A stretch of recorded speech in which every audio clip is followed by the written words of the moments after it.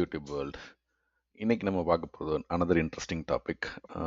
That is how can we construct a stack using linked list. So linked லிஸ்ட்டுங்கிறது ஒரு different data structure, ஸ்டாக்குங்கிறது ஒரு different data structure as you know. So ஸ்டாக்குங்கிறது வந்து last in first out model like this. So இதில் வந்து நம்ம fill பண்ணிட்டே வருவோம்.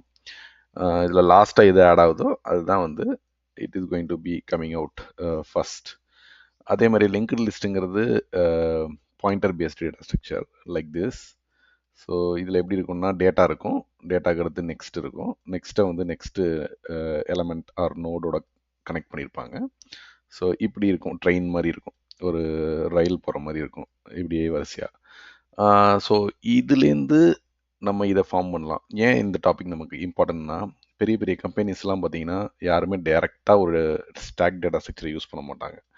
லைக் அது வந்து பார்த்தீங்கன்னா இந்த மாதிரி ஒரு கஸ்டமைஸ்டு வெர்ஷனாக தான் இருக்கும்.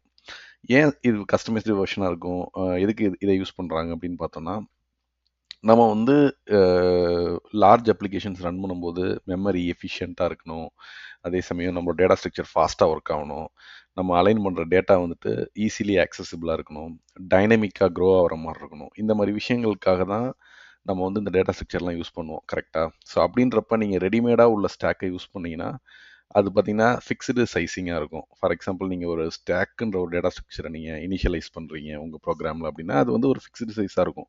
10, 20 அப்படின்னு கொடுப்பீங்க. ஏன்னா அது அரே பேஸ்டு. ஸோ இது எல்லாமே அரே நோட்ஸ் இல்லையா, ஒரு ஒரு அரே எலமெண்ட்டுக்கும் அது ஸ்டோர் பண்ணிட்டே வரும், ஃபிக்ஸ்டு சைஸிங். வேற இந்த லிங்க்டு லிஸ்ட்டில் பார்த்தீங்கன்னா இது டைனமிக் சைஸிங். நீங்கள் எத்தனை நோடை வேணாலும் ஆன் தி ஃப்ளைல வந்து இனிஷியலைஸ் பண்ணிட்டு ஆட் பண்ணிட்டே போகலாம். ஆனால் இதில் என்ன ஒரு ட்ரிக்கி பார்ட்னா, இது எப்படி நம்ம ஒரு ஸ்டாக் மாதிரி ஆக்ட் பண்ண வைக்கிறது அப்படின்றது தான். ஏன்னா லிங்க்டு லிஸ்ட்டுங்கிறது வந்து ஒரு பாயிண்டர் பேஸ்டு, நெக்ஸ்ட்னு இருக்கும். அது எப்படி நம்ம ஸ்டாக்காக ஆக்ட் பண்ண வைக்கிறது தான், அதுதான் அங்கே ட்ரிக்கி பார்ட். ஸோ அதுதான் அங்கே கஸ்டமைசேஷன் பார்ட்டும் கூட.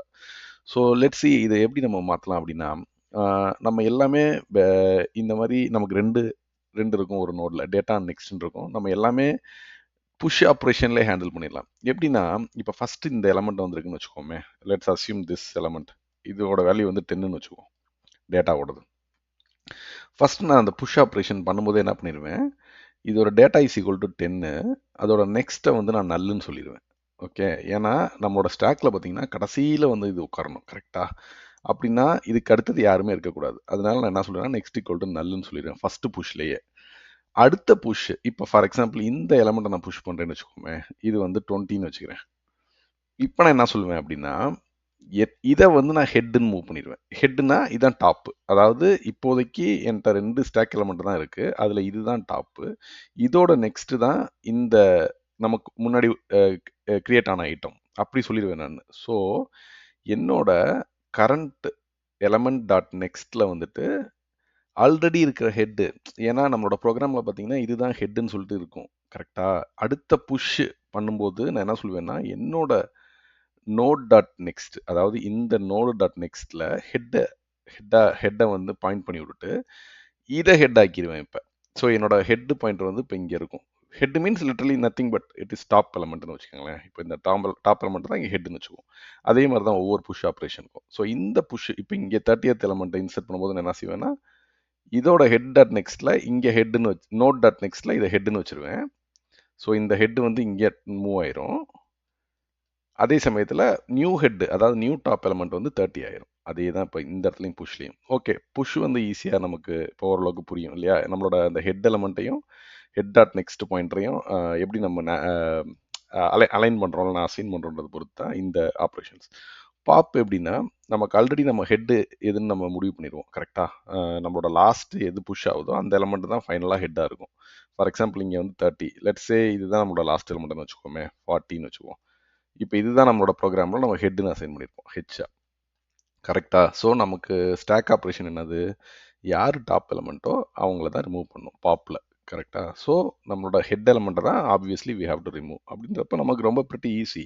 நம்மளோட ஹெட் எலமெண்ட்டை ரிமூவ் பண்ணிவிட்டு நம்மளோட ஹெட் எலமெண்ட்டை அடுத்த எலமெண்ட்டை வந்து ஆட்டோமேட்டிக்காக அதை ஹெட் ஆக்கிடணும், அவ்வளோதான் பாப் எலமெண்ட்டில். ஸோ நியூ இந்த நெக்ஸ்ட் பாயிண்ட் பண்ணியிருக்கோம்ல, இவனை வந்து நம்ம ஹெட் ஆக்கி விட்டுட்டு இந்த நோடை வந்துட்டு நம்ம ரிமூவ் பண்ணிடுவோம், அவ்வளோதான். அதே மாதிரி இன்னொரு டைம் பாப் பண்ணும்போது இவனை ஹெட் ஆக்கிட்டு, அதாவது நெக்ஸ்ட் பாயிண்டரில் உள்ளவனை ஹெட் ஆக்கிட்டு இவனை வந்து ஹெட்டுன்னு சொல்லிடுவோம். ஓகே, ரிமூவ் பண்ணிடுவோம் இந்த எலமெண்ட்டை பாப்பில். That's all. இதுதான் புஷ் அண்ட் பாப். அடுத்த ஒரு இம்பார்ட்டன்ட் ஆப்ரேஷன் வந்து பீக். பீக்குன்றது whatever is the top element we have to return it. Don't do anything, insert or delete, don't do anything, just return whatever you have in the top. அப்படின்றப்ப அதுவும் easy தான் இல்லையா? நமக்கு தான் ஹெட்டை maintain பண்ணிட்டே வரும். அந்த ஹெட்டை நம்ம பீக் பண்ணோம்னா அதுதான் ரிட்டன் பண்ணும்போது டாப் எலமெண்ட் இதுன்னு சொல்லிட்டு. இதுதான் ஸ்டாக் யூஸிங் லிங்க்டு லிஸ்ட். இது வந்து ட்ரெடிஷ்னல் மெத்தட் வந்து அரேஸ்.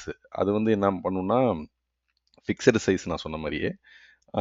வேற இது வந்து நமக்கு வந்து டைனமிக் சைஸிங். ஓகே, இப்போ குவிக்காக ப்ரோக்ராம் எழுதிடுவோமா?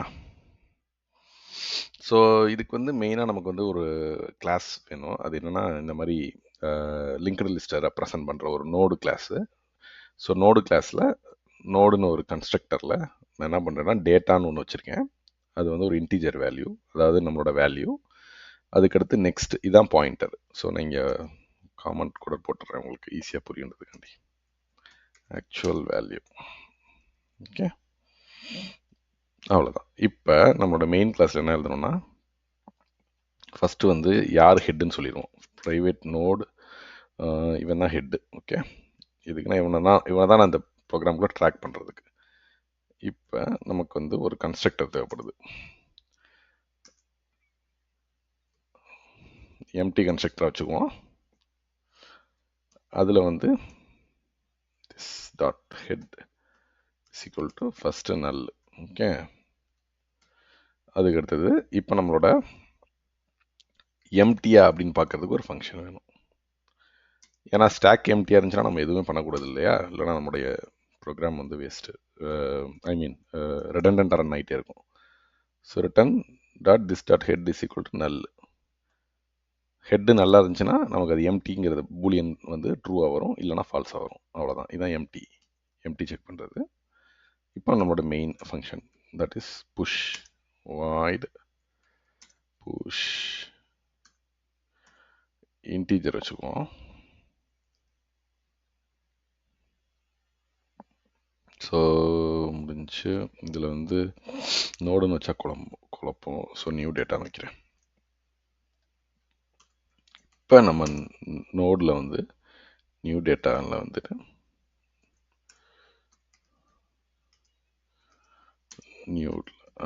இப்போ நான் என்ன பண்ணுறேன்னா இந்த நியூ நோடு ஒன்று க்ரியேட் பண்ணி அந்த நியூ நோடில் இந்த வேல்யூ வந்துட்டு நான் அசைன் பண்ணி விட்றேன். ஏன்னா நம்மளோட லிங்க் லிஸ்ட் தானே நம்மளோட கான்செப்ட். ஸோ நமக்கு அது இன்டீஜரை டைரெக்டாக நம்ம யூஸ் பண்ண முடியாது, அதுக்காக. அவ்வளோதான். இப்போ நம்மளோட பேசிக் கண்டிஷன் செக் பண்ணிக்குவோம். இஃப்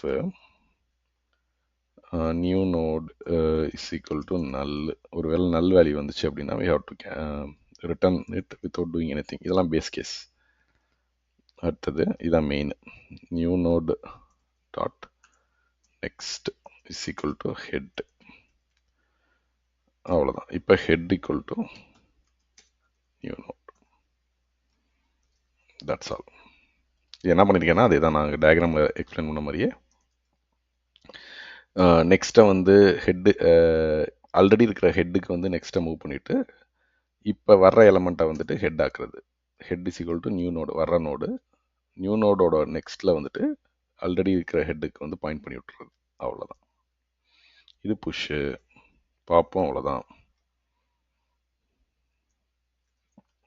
ஸோ பாப்பில் வந்துட்டு நான் ஃபஸ்ட்டு பேஸ் கண்டிஷன் செக் பண்ணிக்கிறேன். If this dot is empty, ஒருவேளை எம்டியாக இருந்துச்சு ஸ்டாக் அப்படின்னா I have to return something, otherwise head equal to head dot next. So நான் இங்கே வந்து நான் ஐட்டமை டெலீட் பண்ணலை. ட்ரெடிஷ்னலாக பாப்பில் வந்து டெலீட் பண்ணுவாங்க, பட் நான் டெலீட் பண்ணல. ஜஸ்ட் அந்த பாயிண்டரை மட்டும் மூவ் பண்ணிட்டே வரேன். That is also correct. நீங்கள் டெலீட் பண்ணுறதுனாலும் பண்ணலாம், பட் இது வந்து மாடர்ன் ப்ரோக்ராமிங்கில் நீங்கள் யூஸ் பண்ணாத ஐட்டம் வந்து ஆட்டோமேட்டிக்காக கார்பேஜ் கலெக்ஷன் ரிமூவ் பண்ணிடும். அதனால நான் அதை delete பண்ணல.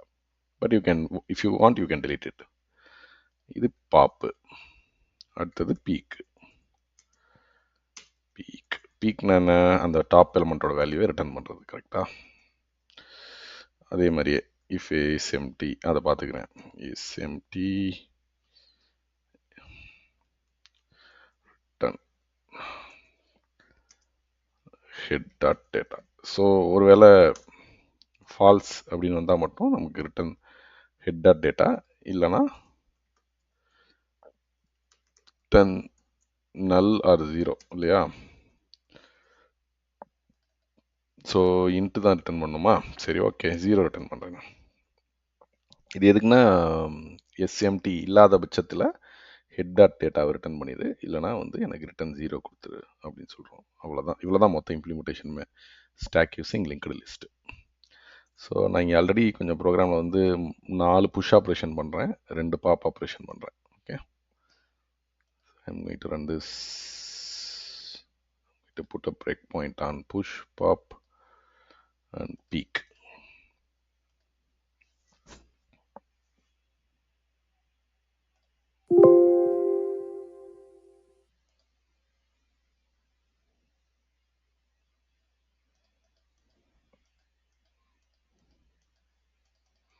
ஸோ இது வந்து என்னோட ஹெட்டு வந்து பார்த்தீங்கன்னா 22, அதோட நெக்ஸ்ட் வந்து 11. இப்போ அடுத்து 3வது ஹெட்டு வந்து 33, அதோட நெக்ஸ்ட் வந்து 22, அதோட நெக்ஸ்ட் வந்துட்டு 11. அவ்வளோதான். இது 4வது புஷ். 4 புஷ் முடிஞ்சா இப்போ ஒரு பீக்.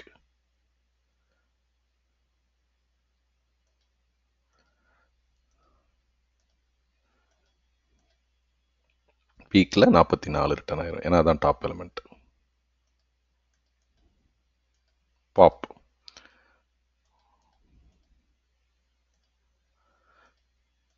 பாப்பில் ஹெட்டில் 44 மூவ் பண்ணிவிட்டு ஹெட் டாட் நெக்ஸ்ட் என்ன இருந்திருக்கும்னா 33 இருந்திருக்கும், அதை வந்து ஹெட் ஆக்கிட்டேன் நான். ஸோ குயிக்காக நடந்துருச்சு. பட் அதான் அதோட இப்போ இன்னொரு டைம் பாப் பண்ணுறேன். இப்போ பாருங்கள், இதோட ஹெட்டு வந்து 33 இருக்குது, நெக்ஸ்ட்டு வந்து 22 இருக்குது. இப்போ என்ன ஆகும்னா ஹெட்டு வந்து 22 மாறிடும், ஏன்னா 33 44 வெளில போயிடும். இவ்வளோதான் pop. That's all friends. So இதில் வந்து என்ன அட்வான்டேஜ்னா, நான் சொன்ன மாதிரியே இதோட கஸ்டமைசேஷன் ரொம்ப important to handle dynamic initialisation. So டைனமிக்னா என்னன்னா, நீங்கள் எவ்வளோ நாளும் ஆட் பண்ணிட்டே போகலாம். இப்போ நம்ம ப்ரோக்ராமில் எங்கேயாவது டிஃபைன்டு நம்பர் இருந்துச்சா, ஸ்டாட்டிக் நம்பர் இருந்துச்சா? இல்லை. ஏன்னா இது வந்து நீங்கள் டைனமிக்காக ஆட் பண்ணிட்டே போகலாம். ஸோ லார்ஜ் அப்ளிகேஷன்ஸ், நிறைய டேட்டா உள்ள அப்ளிகேஷன்ஸ்க்கு இது ரொம்ப பெட்டர். Thank you friends.